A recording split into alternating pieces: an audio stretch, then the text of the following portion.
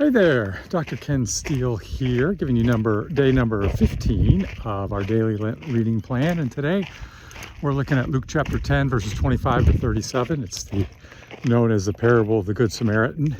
So in the beginning of the passage, we hear about a religious leader who wants to ask Jesus, what's the greatest commandment? And he asks him what the law of Moses says.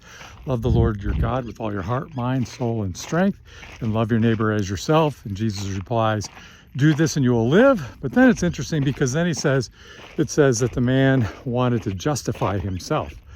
And so he's wanting to justify his actions and how he acts. So he asks, who's his neighbor? Because he was looking for a loophole, apparently. Some texts call the man a lawyer, so there you have it, looking for a loophole. And so Jesus then tells a story about a man who goes down, a Jewish man who goes down from Jerusalem to Jericho, which is a tough journey, and he's robbed, and a priest passes him on the other side, doesn't help him. A Levite, so one that attends to the priests, also walks right on by.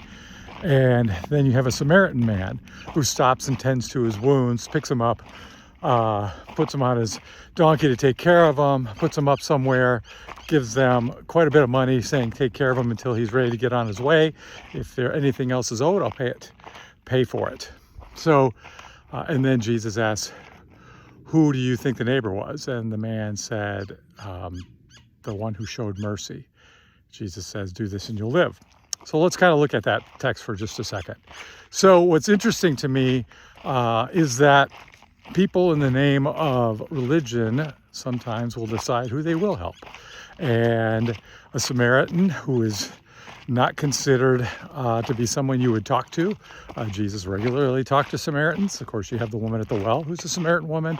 And then you have this occasion where you have the hero of the story being the Samaritan, one that one would never think would help out a Jewish man, and a Jewish man probably wasn't going to want to receive it in the story. So it's a scandalous story for Jesus to tell this story because the hero is somebody that they regarded as less than them.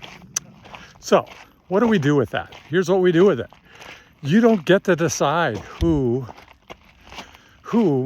you can serve, whom you can love, whom you can be a neighbor to.